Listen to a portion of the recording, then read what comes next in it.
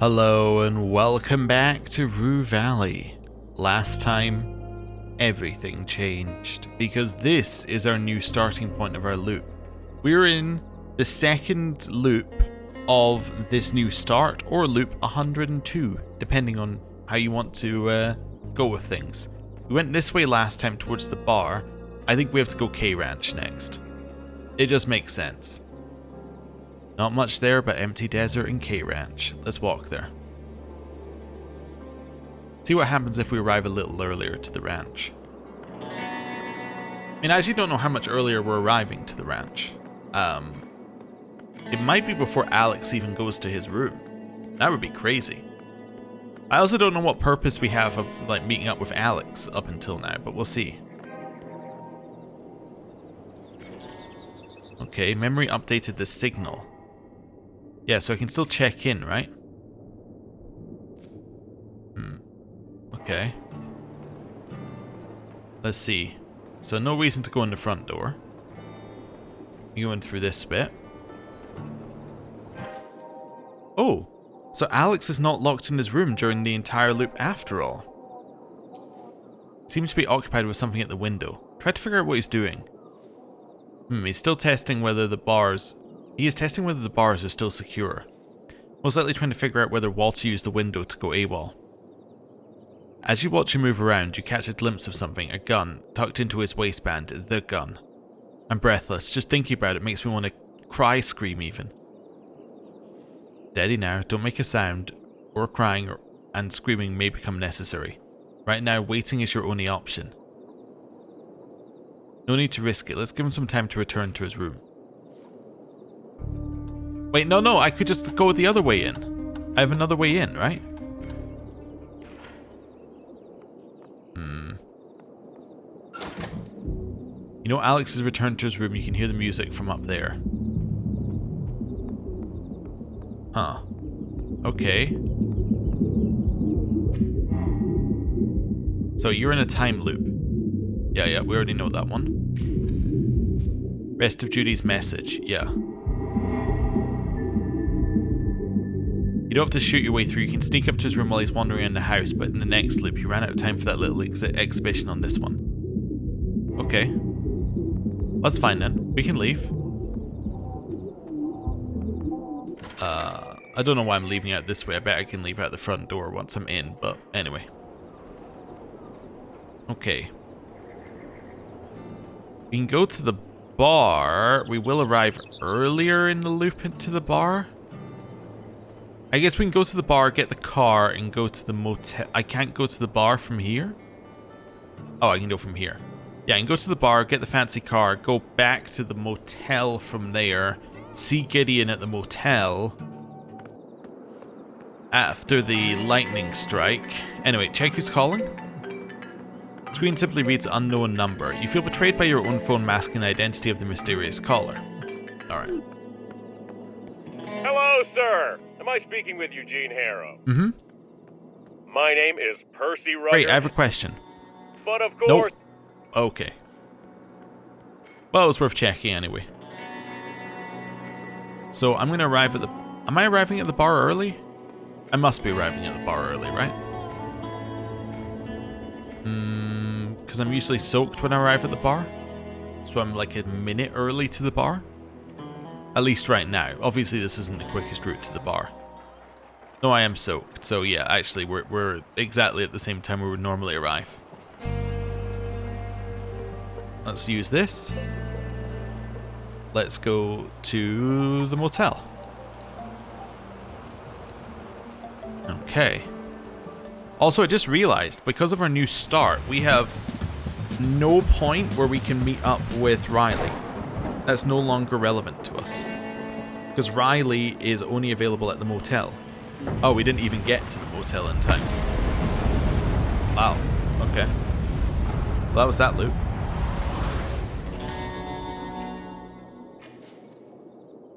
Okay. Still with me, Mr. Harrow? Not funny. Move the branch and leave the car. Alright, we're gonna go to Alex's room now. Let's hear the rest of this message. It seems like the obvious thing to do first. Because everything else doesn't matter. right? There's no reason to do any of this other stuff currently, because it doesn't, like, that would be us trying to find another way around the problem. But the problem is we need to find the whole message, right? That's the only thing we know we need to do. So we might as well do that and then see where things lead us. I'm assuming there's gotta be a reason we've learned all this information about all these other people, but it's not going to become relevant until we get the message, because we've learned that that's how this game works. So we might as well do it this way around, so that we can try it from the other perspective of knowing what's happening, then doing it. Right.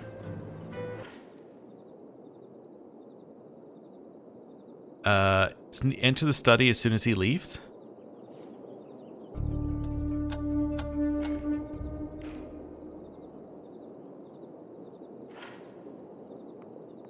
Wait, have we failed this then?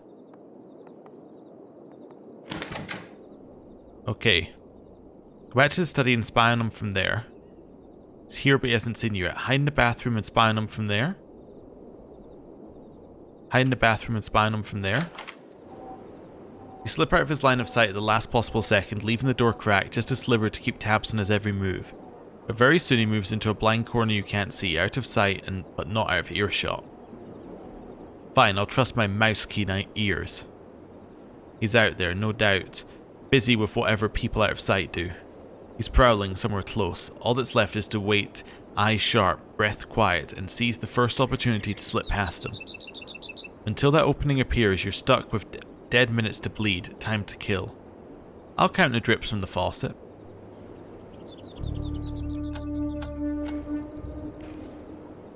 Footsteps fade away. He's probably in the kitchen now. Okay, go, go, go, go, go.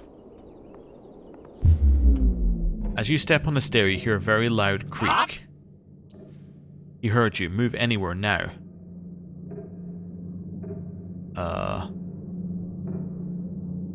Against the column.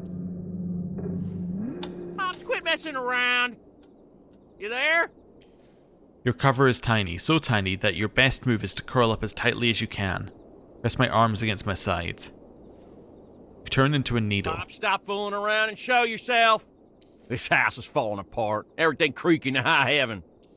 The sound of his voice tells you he's back in the kitchen.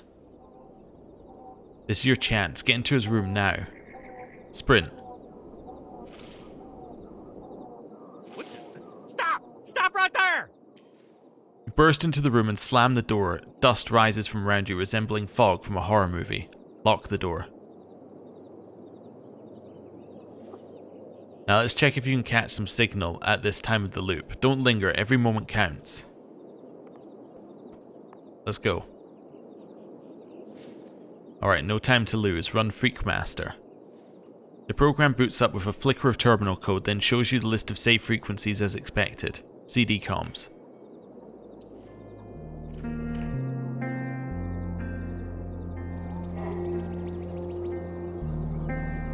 Guiding light, mission log, day 52. Happy to report I'm still alive, though honestly, my steady diet of protein curry, pea stew, and oat and berry paste has seriously made me contemplate taking my own life. Okay. Water recycling and oxygen regeneration systems are working within parameters, though I have to fiddle with them every now and again, and this still leaves me with free time, and a lot of free time. Oh, so we're Frank again. My ass is all cramped up. I'll pace around a bit. Oh. Well, that's Left cool. unoccupied, want it or not, my mind wanders back to Earth, and this is a dangerous journey. I mean, just one treacherous step away from plunging me back into the pit of despair, and I can't let that happen. Also, what's interesting, just on the Frank side of things, we were told that willpower is what gets people up every day, right? It's what keeps them going. And that's how we got ourselves up, using our singular point of willpower. Frank has 4 points of willpower, which is his get up and go, his what motivates him to get up for the day. And he's using all 4 points of his willpower that we know of to not fix Anita's car. He's like, I'm going to use every ounce of willpower I have to not fix it. It's so petty. I love it. But he is reckless, impatient, arrogant, and dramatic. No. The pit is not a good place. You were trapped there almost forever. Until I got you out. She was in the pit. It's a paradox. I can't think of home, but I need to think about ways of getting home, so to stop myself from wandering, I focus on new mission parameters. I think, plan, then I flip the mental table and I do it all over again. Frank? Oh? Fucking hell. You're not only interrupted, you're interrupted by Riley. So this is loop 1. So in loop 1, Riley finds Frank here. What's fucking next? Will Ben and Fink jump out of the pickup's trunk and scream this is an intervention? Frank? It's not a matter of selecting the method. I mean, there's only one anyhow, and I have to take it. The slingshot maneuver. It's a matter of resources, or lack thereof. What are you... Oh, shit. Oh, she finally gets it. Now let's focus on what's important. Here's the thing. Guiding Light was 91% done with the Transmars injection protocol when the fuel injection system malfunctioned. This put the ship into an almost stable orbit with Mars. Almost. Okay. Sorry, I know I'm getting confused with this and it might be annoying, but... So this message is from when she's circling Mars. She's going to slingshot around Mars, presumably with the goal of ending up back here. Almost stable is good enough. Worked for us, buddy boy. When I ejected the lander, it assumed the same trajectory as the rest of the ship, but it was further degraded by the explosions. As it stands right now, I'm in an anomalous Earth-Mars orbit, doomed to a perpetual circling, never to reach either planet. A loop, if you will. Which is coincidentally what we're in. Okay, so there was the explosion that was happening. She ejected the lander. Lander was heading towards Mars. She tried to slingshot around Mars and then get it to head back towards Earth. It didn't quite work, so instead what's happened is she slingshotted around Mars, flies at Earth, gets into Earth's orbit with enough momentum to then slingshot around Earth, back to Mars, and then it continually loops forever. Well, that's horrifying. Let's see. I'll pull you out of that loop. Here's the other thing. Because I'm sometimes forced to use my fuel for upkeep of the various systems I've built in this tin can, my reserves are at 71%. This is enough for a few controlled burns, yes, but that's it. Especially considering I'll have to save at least 12% of that fuel in order to survive the trip back from Mars to Earth.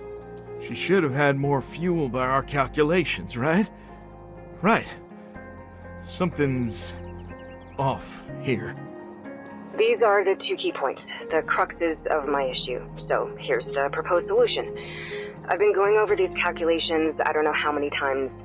I need to perform 2 burns and to be extremely careful about fuel efficiency. Frank, we need to talk now.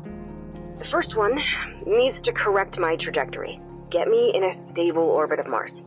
The second will be tricky, much more so, as I need to escape Mars orbit, which will require a lot of fuel. Maybe all of the fuel. Okay, so currently she's in this loop that never ends. She's going to try and change the loop so that it's now in orbit of Mars. Then when she's spinning around Mars, then she can fire herself towards Earth, I think? I think that's what she's trying to say. Again, I'm not entirely sure. Let's say, fuck's sake, Riley, can't you hear it's Judy? Yeah, that did it. She bit her lips hard, but doesn't open them. Bravo. Now, the first maneuver will affect the other. If I fuck up the first and get too close, I might not have enough fuel to get out of the planet's gravity well. Or if I don't course correct properly, I'll just shoot past the planet and get into an even worse trajectory. Still, the results of the model I've built are conclusive enough that I'm willing to take the risks. Now I just have to stop doubting myself and pentable check every single number. Again, I'll record again later. Have to conserve power as much as possible. Frank, please. Alright, guiding light mission log day 54. Can't sleep, so I've decided to crunch some numbers. Again, I'm sick and tired of talking to the walls, so what the hell? Sunshine's plentiful, let's waste some kilowatts and record this thing. At least I'll have a reference point for later to recheck the math if I need to. Fuck, if only the lander's main computer wasn't so limited in its functions, or if I was a better programmer, I could run some real simulations, but this'll have to do. Listen, I know about Judy's message. Well, I don't believe you. Stop ruining the most important moment of my life. She'll start crunching numbers now, saying exactly how much fuel she has left. Just listen. So she knew about Judy's messages from working at Coral Destiny and then chose to quit Coral Destiny. That's interesting. So, let's start with the basics. Right now, my fuel reserves are at 71%. I'll need the bare minimum of 12% to survive the Mars-Earth trip, so this means the total fuel available is 59%. So far, so good. I agree, those numbers add up. She knew. She fucking knew. All this time. How'd you know about Judy's message? Let me go, you jerk! I never said a word for exactly this reason! I heard the whole message when Judy's lander reached near-Earth orbit. Like it did again. Just look at yourself. Imagine how you would have been if you'd known the entire time! Fucking hell, Frank, even now you think she's alive. When you know that she couldn't be. That she can't be, it says. Hurt her. Rip out her tongue, pluck out her eyes, bite off her ear. Hurt her, hurt her, hurt her! Okay. Ooh. So, we have to lash out. We're not aiming for, like, the best result. We're aiming for the one that will hurt her the most. It's not number 1, it's 2 or 3. You always want to tear Judy and me apart? Or that money Apex paid us for Mum's life? I should have fucking burned it instead of spending it on your studies? It has to be 3. Newsflash, asshole. Then you never even would have met Judy to begin with. She struggles. She hackles her hair, teeth bared. But she's in pain. More. More! Ooh. These are vicious. If Mum didn't get pregnant with you, my family would have left this shithole. Both Mum and Dad would have been alive. So fucking sorry right now. I didn't just sit back and watch you drink yourself to death when you were a teenager. If only I let you hang with those high school idiot friends of yours, you'd be a junkie hobo like them. It has to be 2. I'm so fucking sorry right now. I didn't just sit back and watch you drink yourself to death when you were a teenager. Fucker! The only difference between us back then was that you could have bought your alcohol legally. You drank just as much as I did! More even! Let her have it. Let her have all of the pain you have suffered! Ooh. Let's see. It's your fault Mum died in that fire. That's definitely potentially it. You know that I dream it, or every day I dream that you went on that mission instead of my Judy? Or it should have been you who died in those flames. It's gotta be 2. It's your fault Mum died in that fire. We were supposed to be out drinking that night, but no. Riley had to get sick. What? How could you say that? It's no one's fault Mom died. No one but Apex or... You're not just insane, you're not Frank anymore. No. You're like some folktale demon of anger and grief. That's it. That's it.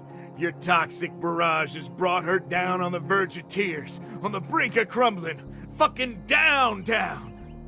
Now go for the jugular. Say that thing again. The same one you said, and you haven't spoken for 2 years. Coral Destiny gave you that job only to have their token local astronaut.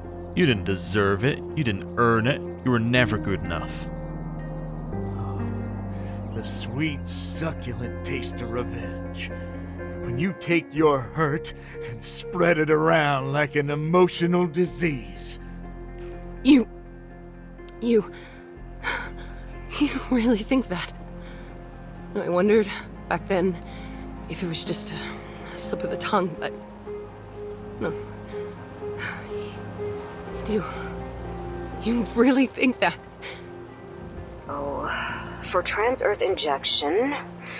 Fucking napkin math. Okay, initial mass after the first burn will be around 4,270 kilograms. On a delta V of approximately 2,050 meters per second, I'll need about 1,400 kilograms of fuel, I want to say, and the burn will last about a minute and a half. Fuck, that's almost 5 times the MOI burn time. After the burn, my mass will be around 2,870 kilograms, of which only 370 kilograms will be fuel reserves, or 12%. Shit. Riley made us miss a part of Judy's message. Maybe the most important part. Now shut the fuck up, Riley, and let me listen to Judy. That's a thin, terrifying margin for error. Okay, if I execute both burns with maximum efficiency and no additional adjustments, I'll have enough fuel to get home. Barely enough, but enough. I don't want to think about what happens if I overburn. Okay. I can do this. Guiding light, mission log, day 74.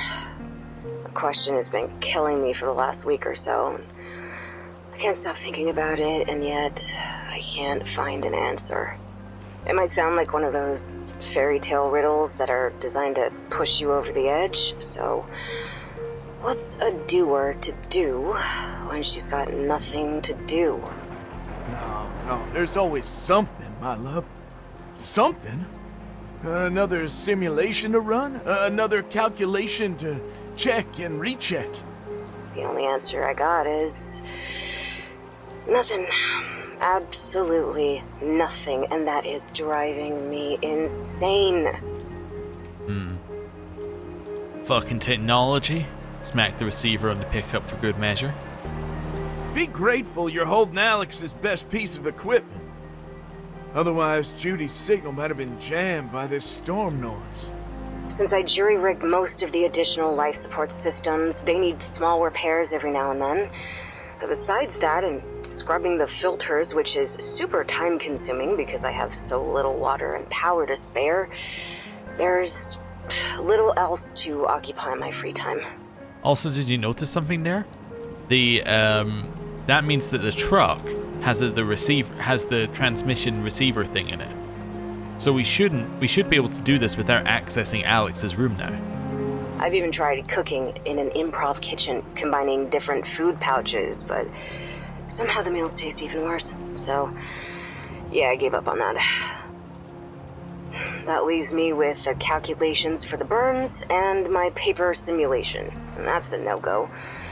Every time I check the numbers now, a worm of doubt starts gnawing in my mind, and I can't have that.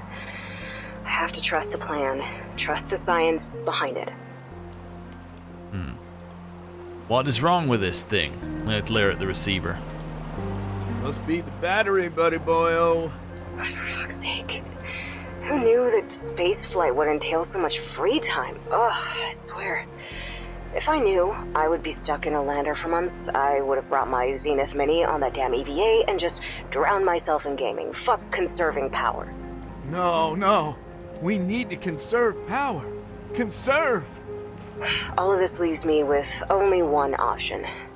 To think of home. Of the people I left behind that probably think I'm dead. But If I even start to unravel that coil, my heart clenches and I feel the weight of all this endless void on my chest, so I can't go down that rabbit hole. Not now, not ever. Frank. Sir Frank-a-lot. You don't get to call me that, not anymore. There's only the now, and there's only the version of future in which I return home. I've decided to record the answer to my own riddle, to sear it into my mind. The doer needs to become the waiter. No other solution. Let's not waste any more power now.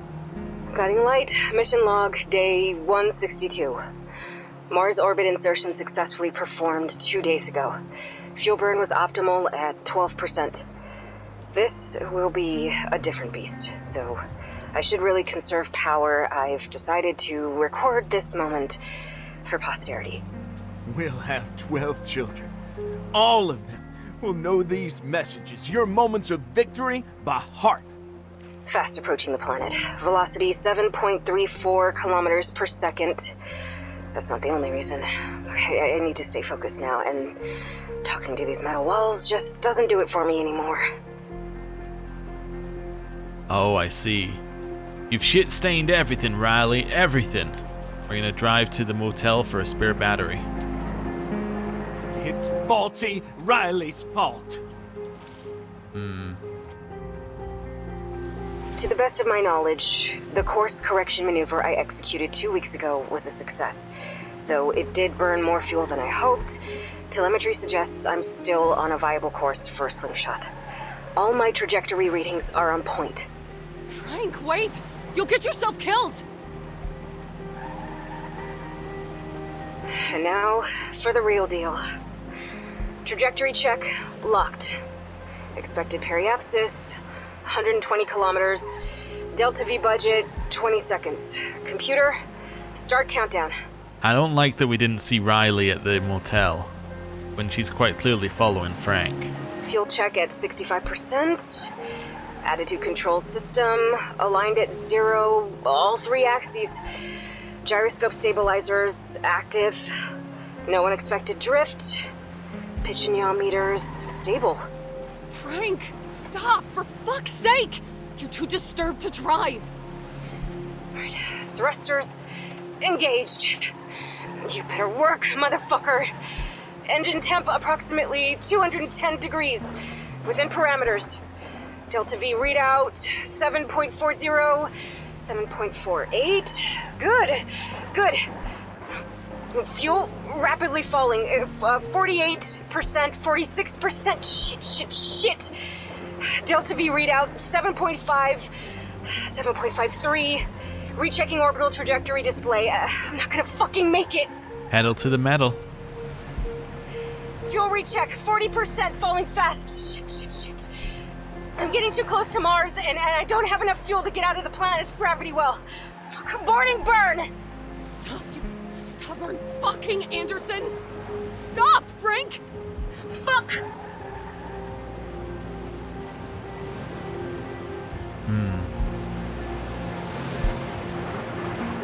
Well, I won't let you ruin this day even more. Maybe I should just open that airlock and be done with all of this. What the? You piece of shit!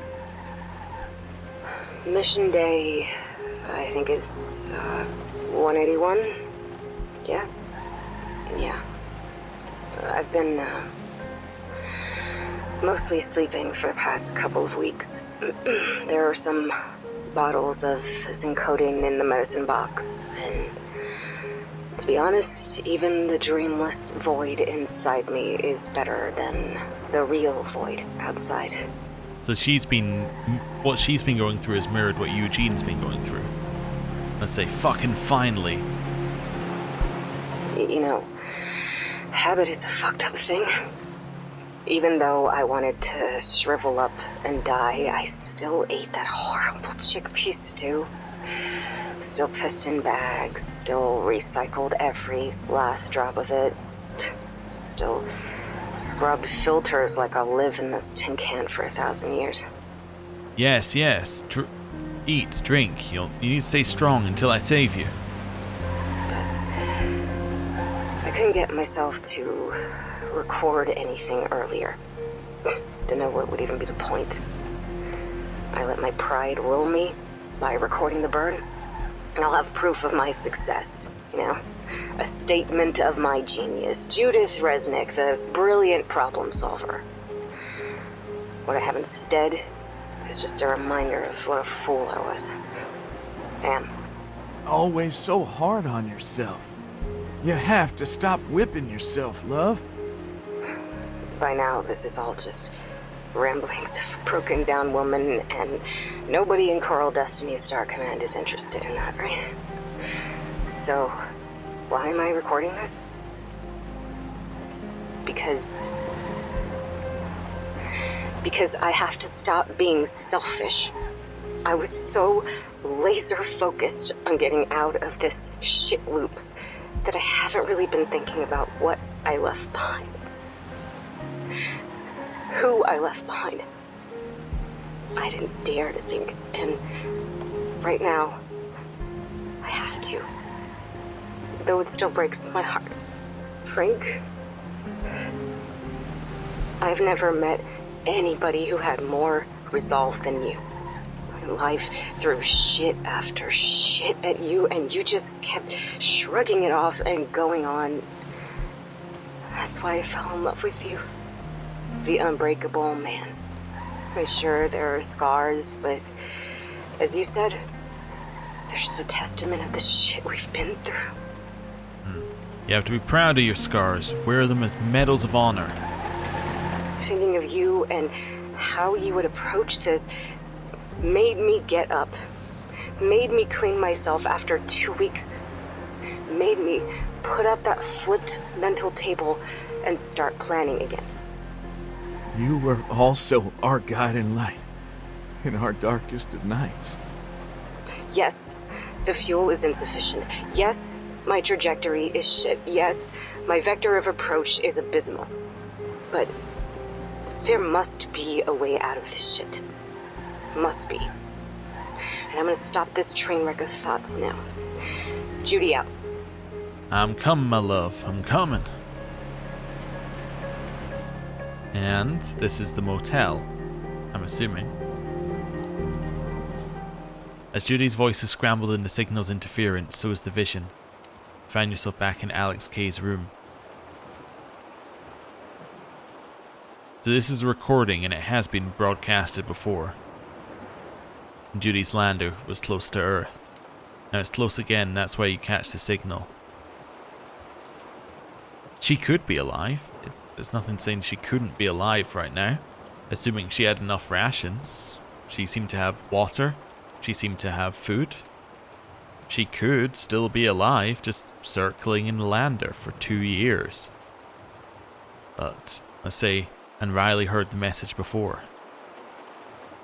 Yes, most likely without interference. She hid it from Frank. So Judy can't be alive. She can't. The lack of resources she mentioned, not for that long. Need to get my hands on the whole message. How do you intend to do that now that Riley is out of your reach? Don't know. But yeah, that is true. It's saying what I said. Riley's out of... We can't go to speak to Riley. She's not in any space that we can speak to her. I don't know.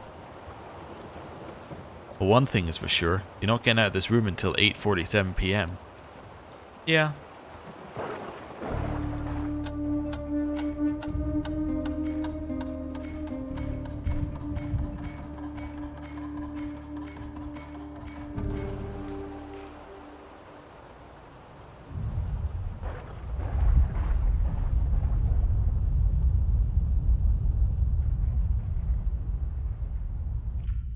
Alright then.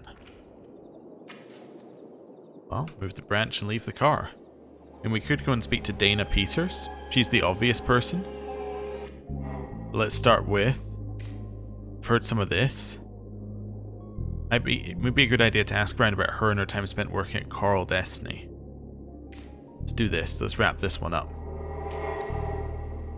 Riley said she knows about the message. That means the message is not in real time. Too bad she's out of your reach now. Yeah. She's heard the message before. We still don't know what our visions are.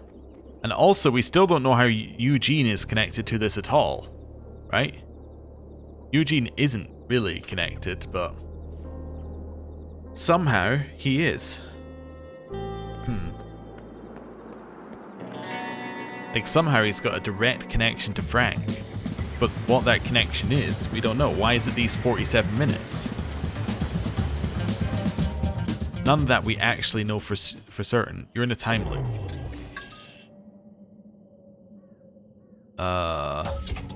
Yeah, so you can arrive at locations much earlier. Okay. I think it's just telling us due to that. Okay, let's see if Ben has anything to say about that. Just because he's here. Ben, you and Riley were close. It's important we talk about her. He stares at you with empty eyes, glassy, like he's on the verge of bursting into tears. Hello, you there? About Riley? Your efforts only lead to one thing, tears. He starts sobbing like he'd been trying to hold back the flood. Maybe hearing Riley's name made him cry. What superpower to hear a name and break down. Still, only one way to be sure about that kind of reasoning. What's wrong? Why are you crying? Was it because I mentioned Riley? Riley, yeah. I saw her recently. He lets out a sound like something between a laugh and a groan. We talked like we hadn't in so long. It really moved me. Why hadn't you spoken for so long? Never enough time. There was always pressing matters, and time just slips away. The question stirs him again. He cries a bit, then settles down, like he remembered something. It gets easier here, when I come to Dana. Easier how? She offers me a hand of salvation, makes my life better, or less dark. Yeah, it feels good at first, but then it all turns black and starts sinking deeper. Okay, so she's his drug dealer. Could mean anything from wrapping him in her experimental plants to washing him in nutrient-rich waters. What is this hand of salvation? Yeah, exactly that. He goes silent, staring ahead, withdrawn, unreachable. Anyway, about Riley. His eyes fill with tears again, just the sound of her name stabs him like a knife. But she's the one I need to ask about. I need to figure this one out. He's in no state to talk about her now. At least the culprit is clear. The hand of salvation Dana keeps feeding him. I'll leave him be for now. Okay. Oh, so they now have a connection. Make sure Ben is not on drugs. Okay. So I have to stop her giving him drugs. Okay. Hi, I'd like to come in, please. It's not exactly in a screw coral. Yeah. Thank you. What's this? Calling it Dana's workstation feels like a gross oversimplification, but the name works. Notice a lonely business card casually left next to, well, something sciencey that requires a PhD or two, just to name a few. Also, I still need to call that seance one. The card, though, it's basically screaming, look at me. So shift your focus from all that other stuff to take a closer look. Zero in on a card. Dr. Dana Peters, head of Food and Medicine Department, Coral Destiny. Underneath, a perfectly boring corporate-style email and phone number. Definitely not personal. You're almost disappointed. Somehow you cram this boring but also important information into your mind. I now have her phone number, so now I can call her to tell her to not give Ben drugs. Okay. That's good. Hiya! So sorry about that sterilization procedure, but it's necessary in a facility of this type. And don't you worry about the chemicals, they are all organic in origin. Can you tell me anything about your coworker, Riley Anderson? As of a couple of days ago, ex-coworker, mind you. I never collaborated with her professionally as my work is independent of most of the company.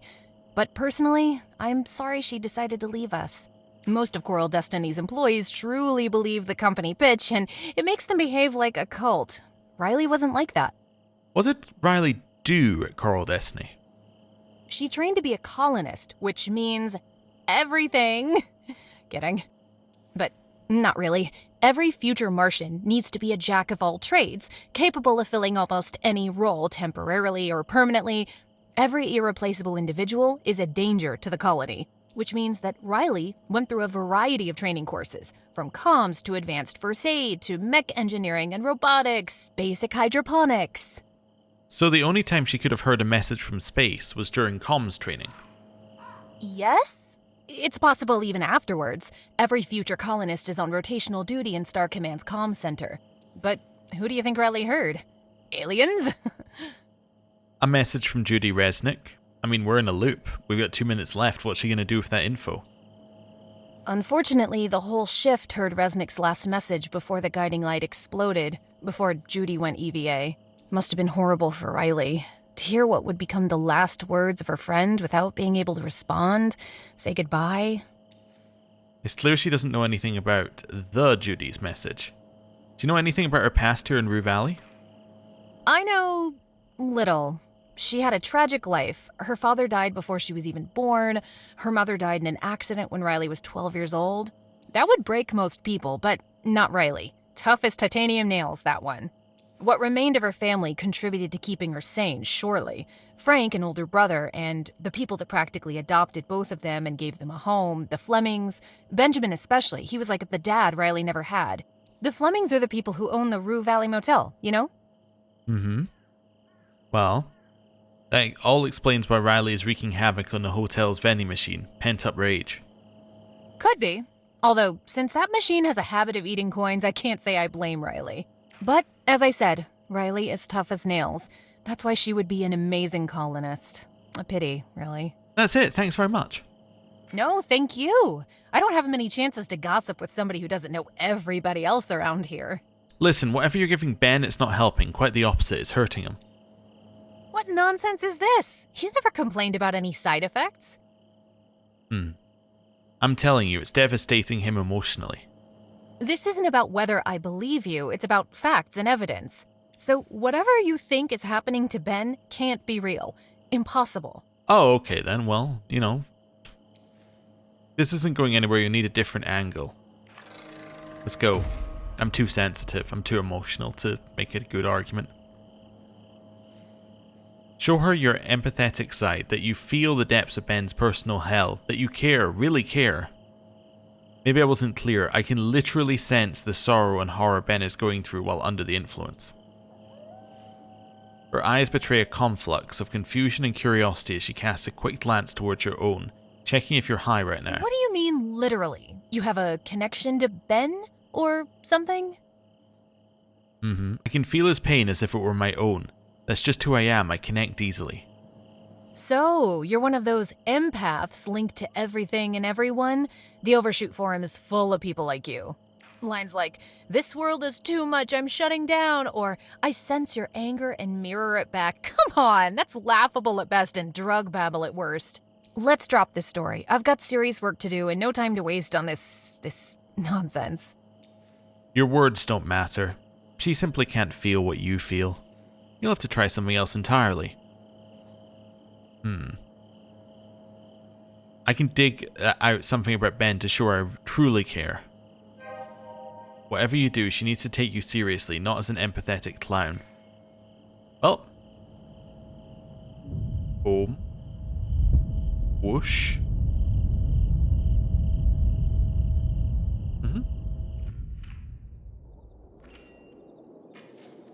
Well, let's move that.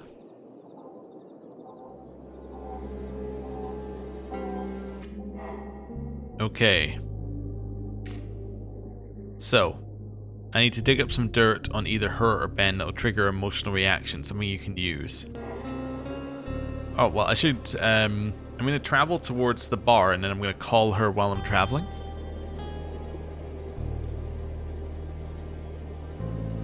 Because we can do that if we travel one area, right? Yep. Okay.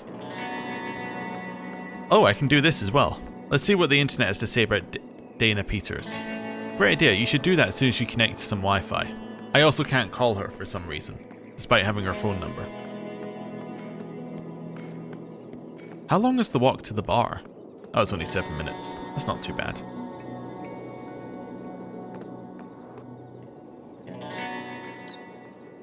Thing is, if I'm gonna see Dana, I have to do that now, right?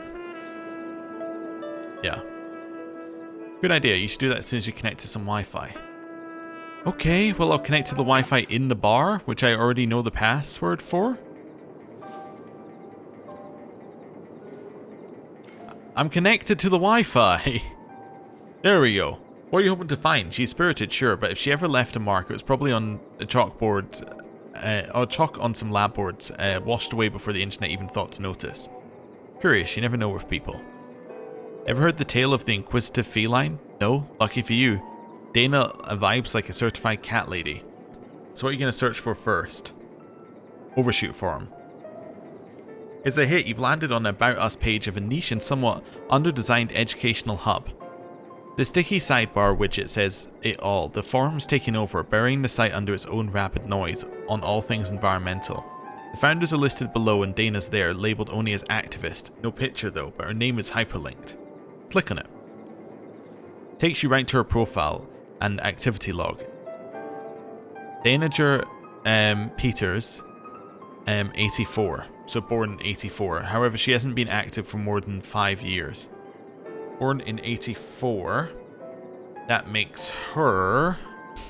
Shouldn't be this difficult. 43? Which makes her not the contemporary... Well, it makes her the contemporary of like Maxine K. Right? That makes her kind of in that age range. So Maxine K... Riley maybe? Yeah. Okay. Interesting. Just below it, you see a number of posts and threads where she's mentioned, but a single one in all caps, sellout, piques your interest. Well, now that I'm here. The thread reads like a feeding frenzy, snide jokes, bitter jabs, and harsh accusations that Dana jumped ship to cozy up with the very enemies they've long railed against. Post after post calls her a traitor to the cause, accusing her of cashing in her credibility for prestige and Carl Destiny's paycheck. And Dana? She's in there swinging, firing back with mile-long posts, piling on reply after reply about how she's out there getting off her ass, doing real work instead of sniping behind keyboards. A particularly hot-headed commenter pinned, or rather nailed, a news article to the top with a caption, "From our champion to an accomplice in scorching our skies." Well, I've come this far, read it. Cedarville, October 5th, 2009. 2009. She was 25? Does that line up? Yes. Okay, 2009 is before the water turned black. Okay, well, it was a year before. That's the only thing that we know about 2009, basically. Well, it was 2010, but anyway. Was convicted today for her involvement in the deliberate release of an unidentified pathogen among oil extraction personnel, resulting in severe, systemic, yet non-lethal illness in several minors. Facing charges of eco-terrorism, Peters pleaded not guilty to one of 2 counts, but was ultimately sentenced to 1 year in prison without the possibility of appeal or parole. The authorities have not disclosed additional information pertaining to potential motives or the nature of the released pathogen, nor confirmed the existence of any prior criminal record associated with Peters. Damn, who knew she had it in her? You slipped it into... Say you slipped it into conversation. Figure there's enough there to make her see things your way? Or she had a valid reason, but things went sideways or she was set up. You're just trying to slime your way out for a potential solution. Besides, the loop will undo it, so there's no harm done. Not like you haven't lied and cheated along the way. What's one more dirty deed? Yeah. We did kill that guy. Maybe. Oh, I need to go and see her and say it? Okay. Well, Let's go this way. I don't know if I have enough time to get there, by the way, now, but we'll go. Drive north. Also, I couldn't call the seance one, interestingly, even though we have the card. Which is odd. Because why would they make such a big deal of it and it'd be like, you can't call it? Well, you know what it could be. It could be that you make such a big deal of it and you can't call it because they're going to make it a plot point later, but you can't access the plot point until you get the idea that allows you to access the plot point. Nah, it couldn't be that. Couldn't possibly.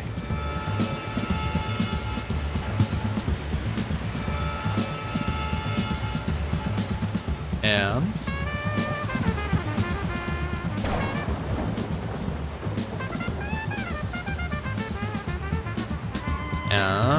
we're there. 43. Okay, so we still have time.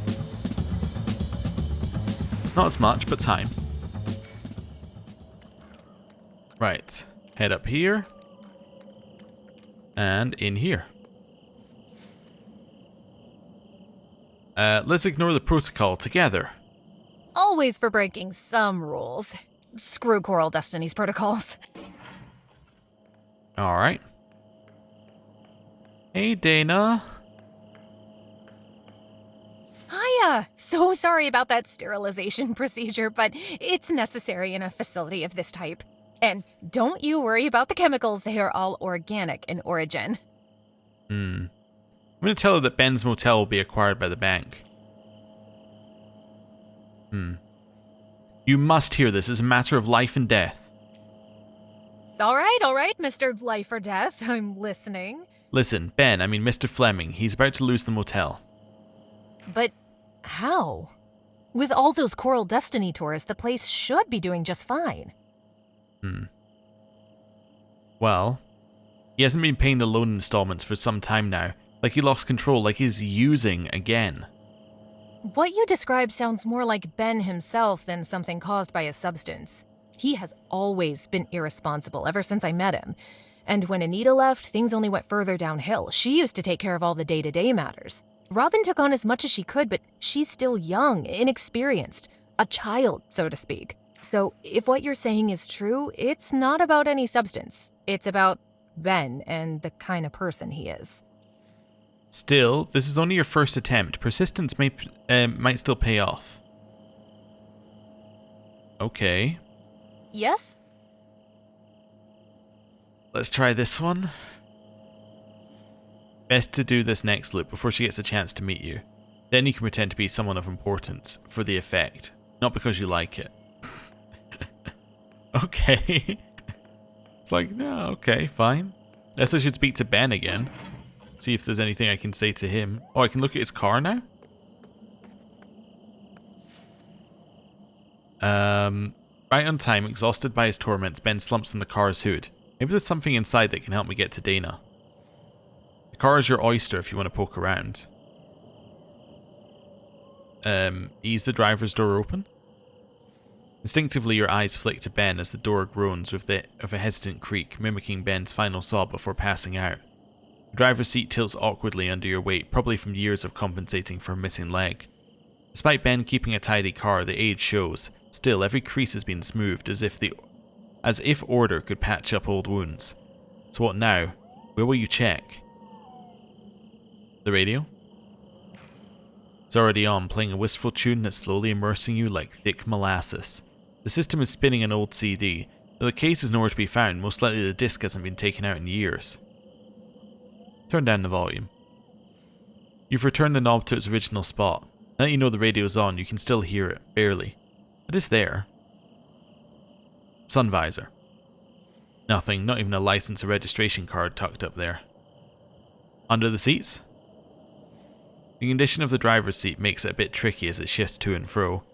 When you do finally manage, your hand grasps a whole load of nothing. Glove compartment. The glove box coughs up a mess of junk, spilling it across the passenger seat and onto the floor. Go through the mess on the seat. Just a wad of papers and an empty binder. Take a look at the binder. It's blue with a touch of filigree embossing the upper right corner. Papers? Almost everything here is car business, insurance, warranty, emission certificate, and roadside assistance info. But tucked among them, Ben tried to hide it from himself and the world. 2 staple pages stand out. Report from New Horizon Bank.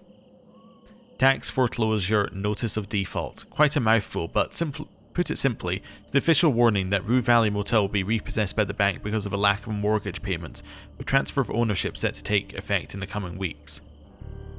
Tried telling Dana about this, worked like shit. Maybe the approach was right, but the information wrong? Keep digging. Okay. Let's go with this. You can ask him about Riley. No point talking to him about that or anything really while he's in this state of mind. And we already know everything that we need to know, but anyway, let's do this. Till the loop ends. It's fine. Alright. So we have to come back here, speak to Dana.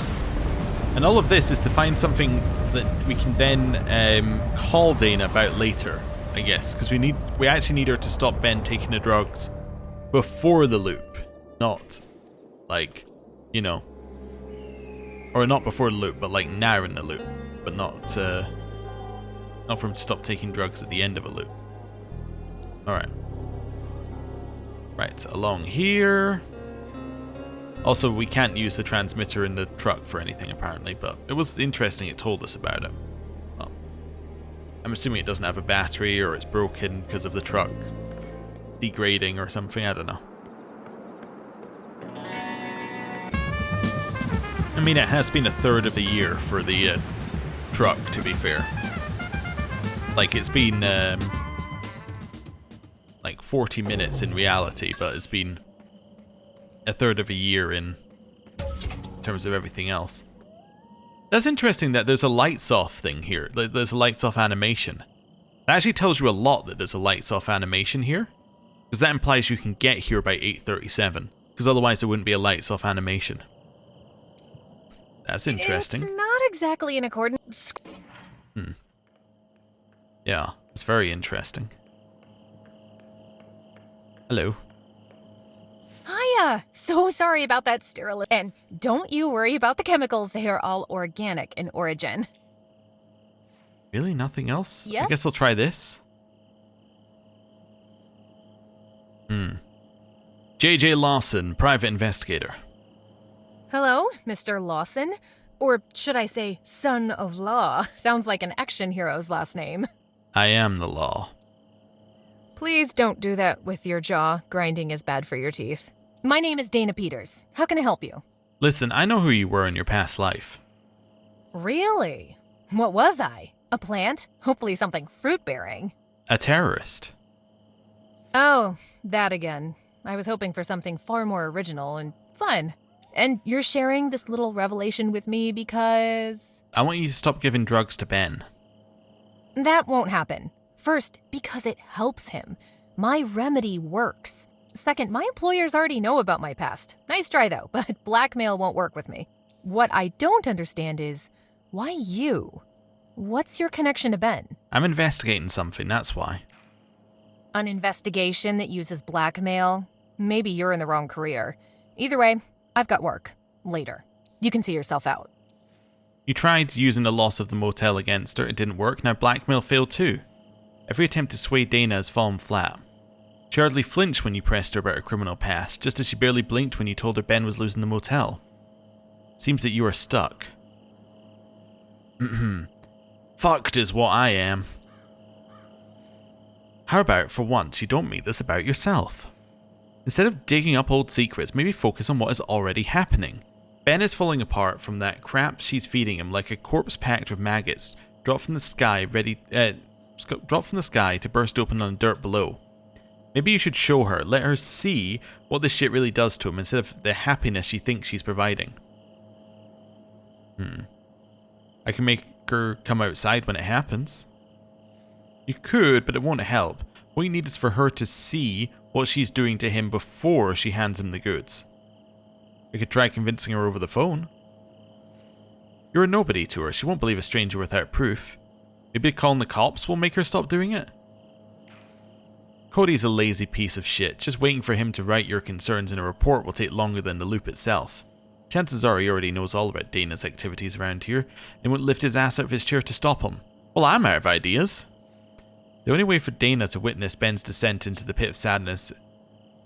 Or, the only way is for Dana to witness Ben's descent into the pit of sadness before it happens in the loop. It means you'll need to record it and send it to her. How am I supposed... I can use Frank's phone. Yeah. How am I supposed to keep the video safe from the loop reset? Frank's phone doesn't reset, you just need to check what state it's in. Battery's dead, I'll need to charge it. Problem by problem, solution by solution.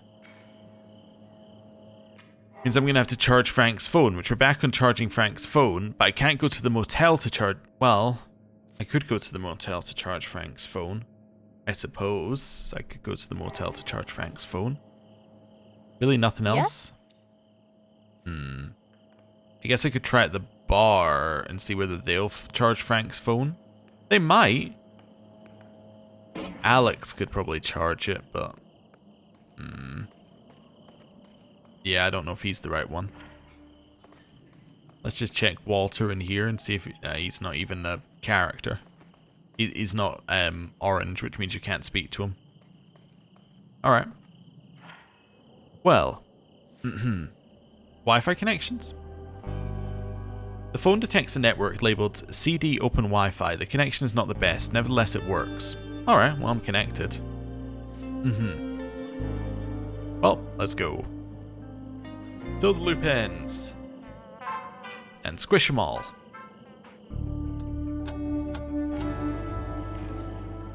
Enough of this for now.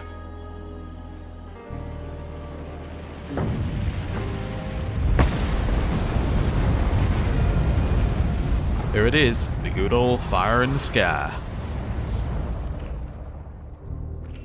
And loop 106/6. It's time to end the episode here, I think. We discovered some stuff. We need to charge Frank's phone. We got a lot about the signal again, which was interesting. I think those are interesting sections of the game. I like them. I like them a lot. The problem is that they don't connect to what Eugene is doing. Eugene, currently, right, is a character who is unconnected to the world at all. Eugene could be anyone, right? You could put literally anyone in place of Eugene, and it would be the same story. What I want to know is how is he connected in any way, shape, or form to the things that are happening? Because currently he is just someone. Except he's not just someone, right? Because he's not a blank slate. Like he's not a blank slate for the game to inject, like to bounce its personality off of, right? He's not someone for you to self-insert as. Because Eugene is a specified character, right? He's got a name. You didn't choose the name. He has a specific name that the game has given him. He has a backstory that you don't know. He has all of these other things. So he's got a character and he's like all built up, but you don't know who he is. And you also don't know how he connects, except for that he has therapy with Dr. Fink, but that's nothing, right? Like in the grand scheme of where the plot has gone.